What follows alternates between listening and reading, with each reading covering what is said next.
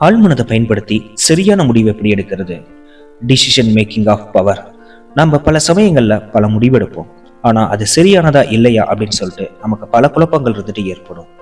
அதாவது வாழ்க்கையில பல கடினமான முடிவுகள் எடுக்கும் போது உங்களுடைய தர்க்க ரீதியான மனம், அதாவது கான்சியஸ் மைண்ட் பல குழப்பங்களை உங்களுக்கு கொண்டு வந்து கொடுக்கும். அப்போ உங்களுக்குள்ள இருந்து ஒரு மெல்லிய குரல் இதை செய் அப்படின்னு சொல்லும். அதுதான் உங்களுடைய சப்கான்சியஸ் மைண்ட், உங்களுடைய ஆழ்மனம். அந்த குரலை புறக்கணிக்கிறவங்க மட்டும்தான் பெரிய பெரிய தவறுகளை அனுபவிக்கிறாங்க, பெரிய பெரிய பிரச்சனைகளை சந்திக்கிறாங்க. நாம இந்த வீடியோவில் நம்மளுடைய ஆழ்மனதுடைய உயர்ந்த செயல்பாடான உணர்வுகளை பற்றியும் அந்த உணர்வின் அடிப்படையிலையும் நாம எடுக்கக்கூடிய முடிவுகள்ல ஆழ்மனதுடைய செயல்பாடுகளையும் ஆழ்மனதை பயன்படுத்தி நம்ம எப்படி சரியாக முடிவெடுப்பது அப்படிங்கிறத குறித்து பார்க்கலாம். முதல்ல உள்ளுணர்வு அப்படின்னா என்ன? உள்ளுணர்வு அப்படி என்பது மாயமோ மந்திரமோ அல்ல. உங்க ஆழ்மனதில் சேமிக்கப்பட்ட கடந்த கால அனுபவங்கள், தகவல்கள் மற்றும் வடிவங்கள் அப்படின்னு எண்ணற்ற விஷயங்களை சொல்லலாம். நீங்க சிந்திக்காதது, நீங்க யோசிச்சு பார்க்க முடியாத பல தகவல்களை உங்களுக்குள்ளார அடக்கி வைத்திருக்கக்கூடிய ஆழ்மனதின் ஒரு வெளிப்பாடு தான் உள்ளுணர்வு அப்படின்னு சொல்லலாம். இது எவ்வளவு வேகமா தெரியுமா செயல்படும்? நம்மளால யூகித்து பார்க்க முடியாத அளவுக்கு வேகமா செயல்படும். உங்களுடைய வெளிமனம், அதாவது விழிப்புணர்வு மனம், ஒரு நேரத்துல ஒரு சில விஷயங்களை மட்டும்தான் சிந்திக்கும். ஆனா ஆழ்மனம் அதே ஒரே சமயம் நேரத்துல பல மில்லியன் கணக்கான தகவல்களை செயலாக்கி உடனடியான ஒரு முடிவை அதால கொண்டு வந்து உங்களுக்கு கொடுக்க முடியும். இப்ப அதிகமாகவும் பரவலாகவும் பேசப்பட்டுட்டு வர்றது ஏஐ டெக்னாலஜி. ஸோ இந்த ஏஐ டெக்னாலஜி, நீங்க அதுகிட்ட ஒரு காரியத்தை கேட்குறீங்க, ஒரு இன்ஃபர்மேஷன் கேட்குறீங்க அப்படின்னா அந்த ஒரு செகண்ட்ல பல வெப்சைட்டுகள்லையும் பல இணையதளங்களையும் சர்ச் பண்ணி அதற்கான தகவல்களை உங்களுக்கு இருந்துட்டு கொடுக்குது. ஆனா அது சரியானதா இல்லையா அப்படிங்கிறது 100% நமக்கே இருந்துட்டு தெரியாது. ஆனா அது எப்படி ஒரு நொடி பொழுதுல அவ்வளவு தகவல்களை கலெக்ட் பண்ணதோ அதை காட்டிலும் லட்சக்கணக்கான மில்லியன் கணக்கான தகவல்களை அந்த ஒரே நொடியால நம்மளுடைய ஆழ்மனதால கலெக்ட் பண்ணி அதுல இருந்து ஒரு தெள்ள தெளிவான சரியான முடிவெடுக்க நம்ம ஆழ்மனதால முடியும். ஸோ அந்த முடிவை தான் உள்ளுணர்வாக நம்ம கிட்ட அது வெளிப்படுத்துது. எப்போதுமே சரியான முடிவு உள்ளுணர்வால மட்டும்தான் கொடுக்க முடியும். அதுதான் உங்க ஆழ்மனதின் முடிவும் கூட. அடுத்து த ரோல் ஆஃப் ட்ரீம்ஸ், கனவுகளின் பங்கு. ஸோ கனவு அப்படின்னு சொன்ன உடனே பலரும் இருந்துட்டு அது எப்படி கனவுல நம்மளால இருந்துட்டு விடை காண முடியும் அப்படின்னு சொல்லிட்டு சொல்லலாம். ஸோ கனவு அப்படிங்கிறது நம்மளுடைய வெளிமனம் தூங்கும் போது நம்மளுடைய ஆழ்மனம் உங்களுக்கு வேண்டிய சரியான குறியீடுகள் உங்களுக்கு அனுப்புறது, அதாவது கோட்வேர்டு மெசேஜ் அப்படின்னே இருந்துட்டு சொல்லலாம். பல சிக்கலான பிரச்சனைகளுக்கு தீர்வுகள் கனவுகள் மூலமா ஆழ்மனம் கண்டுபிடித்து வழங்கியிருக்கு அப்படின்னு சொல்றாங்க. ஸோ இதற்கு நிறைய உதாரணங்களும் இருந்துட்டு அறிவியலாளர்கள் கூறிக்கிட்டு தான் இருந்துட்டு வராங்க.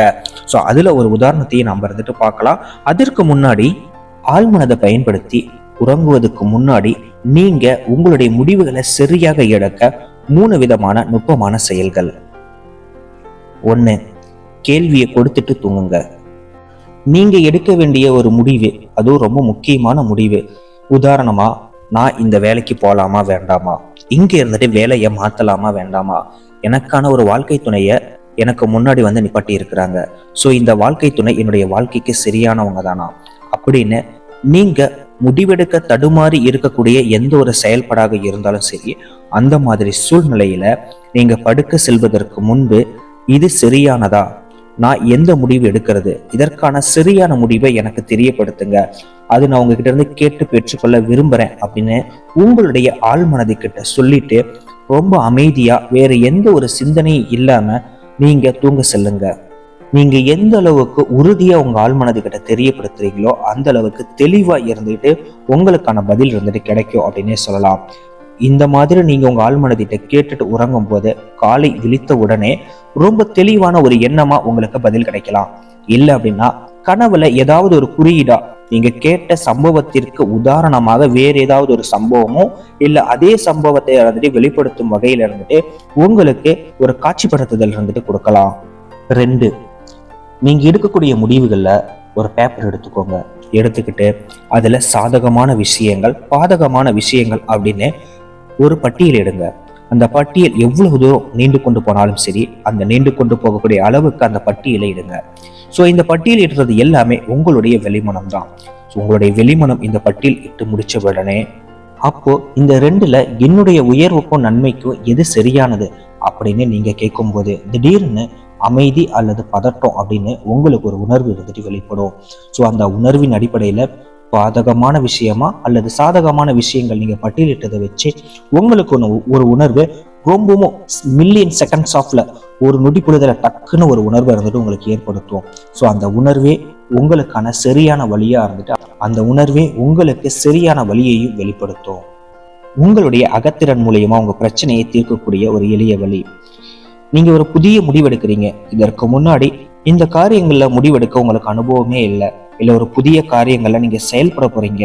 நான் எப்படி இதற்கான சரியான முடிவெடுக்கிறது அப்படின்னு நீங்க தடுமாறி கொண்டு போய் இருக்கும்போது உங்க ஆழ்மனதிடம் ஒரு கேள்வியையும் ஒரு புதிய வழியையும் கேளுங்க.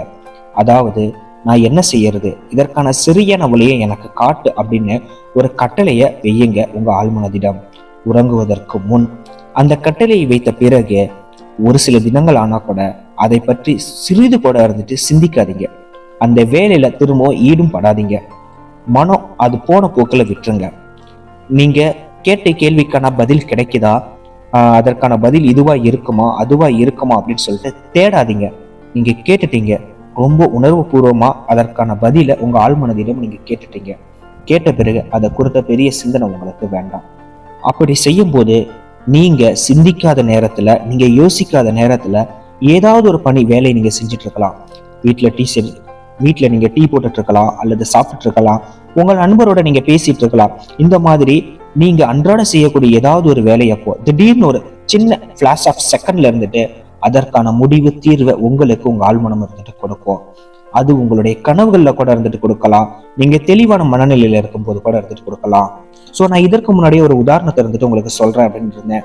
அந்த உதாரணமும் இப்ப நான் சொன்ன காரியத்தோட இருந்துட்டு உங்களுக்கு ரொம்பவும் சரியா பொருந்தும் அப்படின்னு சொல்லலாம். ஹெலியஸ் ஹவ் தையல் இயந்திரத்தை கண்டுபிடித்த கதை. பல முறை அவர் முயற்சித்தோம், ஊசியில எங்கு துளையிடுவது அப்படின்னு தெரியல.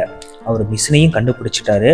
அந்த மிஷின்ல அந்த ஊசிய இன்புட் பண்ணணும் அப்படின்னா அதுல நூல் கோக்கணும். அங்க அந்த ஊசியில எங்க துளையிடுவது அப்படின்னு அவருக்கு தெரியவே இல்லை. ஸோ இதை நான் எப்படி சரி செய்யறது, இதற்கான தெளிவான முடிவு எனக்கு தாங்க அப்படின்னு அவர் ஆழ்மனதிடம் கேட்டிருக்காரு.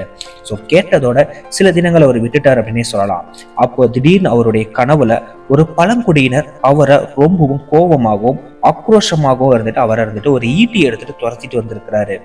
அந்த துரத்திட்டு வரும்போதே அந்த ஈட்டின் நுனியில ஒரு ஹோல்ஸ் இருந்திருக்கு. அந்த ஹோல்ஸ்ல நூல் இருந்திருக்கிறத அவர் அந்த கனவுல பார்த்திருக்கிறாரு. ஸோ அந்த கனவுல அதை பார்த்த அந்த செகண்ட்ல டக்குன்னு அவர் கண் விழித்து எந்திரிச்சிருக்காரு. எந்திரிச்ச உடனே தான் அவர் கேட்ட கேள்விக்கு கனவின் மூலியமா அவருக்கு பதில் கிடைத்ததை அவர் இருந்துட்டு உணர்ந்து அதற்கு பிறகுதான் ஊசியில எங்கு இருந்துகிட்டு நூல் கோக்கணும், எங்க நூல் கோக்குறதற்கான துளையிட வேணும் அப்படின்னு அவருக்கு தெரிஞ்சு அந்த இயந்திரத்தை முழுமையா கண்டுபிடிச்சு அதுல சக்சஸும் அவர் வந்துட்டு அடைஞ்சிருக்கிறாரு. ஸோ இந்த மாதிரி உங்களுக்கு சம்பந்தப்பட்ட விஷயங்கள் இருந்தும் உங்களுக்கு சம்பந்தமே படாத விஷயங்கள்ல இருந்தும் கூட உங்களுக்கு உங்களுடைய ஆழ்மனம் அதற்கான தெளிவான பதில உங்களுக்கு கனவின் மூலியமா அல்லது உள்ளுணர்வு மூலியமா இருந்துட்டு உங்களுக்கு கொடுக்கும். ஸோ அப்படி அது கொடுக்கும் போது அதை சரியாக இருந்துட்டு பற்றி கொள்ளுங்க. எப்போதுமே உங்களுடைய உள்ளுணர்வு தான் உங்களை சரியான வழி நடத்தும். ஏன்னா உள்ளுணர்வு அப்படிங்கிறது உங்க ஆழ்மனதினுடைய முடிவு. இந்த வீடியோ பார்க்குற நீங்க உங்களுடைய மனதிலேயும் ஒரு கடினமான முடிவெடுக்கக்கூடிய ஒரு சூழ்நிலையை இருக்கலாம், அல்லது ஒரு முடிவுக்கு சரியான பதில் கிடைக்காம இருக்கலாம், என்ன முடிவெடுக்கிறது அப்படின்னு தெரியாத ஒரு சூழ்நிலையா இருக்கலாம். நான் சொன்ன சில யுத்திகளை பயன்படுத்தி பாருங்க.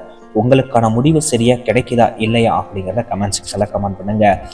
உங்களுக்கு வேற ஏதேனும் பிரச்சனைகள் இருந்தாலும் அதற்கான தீர்வுக்கான உங்களுக்கு ரொம்ப கடினமான சூழ்நிலையா இருந்தாலும் கமெண்ட் செக்ஷன்ல உங்களுடைய கேள்விகளை இருந்துட்டு முழுமையா இருந்துட்டு கேளுங்க. அப்படி இல்லை அது உங்களுடைய பர்சனல் சம்பந்தப்பட்ட விஷயமா இருந்தது அப்படின்னா உங்களுடைய தொலைபேசி எண்ணோ அல்லது உங்களுடைய இமெயில் ஐடியோ இருந்துட்டு கமெண்ட் செக்ஷன்ல கொடுங்க. நான் உங்களை தொடர்பு கொள்றேன். என்னால முடிஞ்ச அளவுக்கு உங்களுடைய பிரச்சனைகளுக்கான முடிவுகளை ஆழ்மனதை பயன்படுத்தி எப்படி சரி செய்வது அப்படின்னு சொல்லி உங்களுக்கு நான் உதவுறேன். வாழ்க வளமுடன்.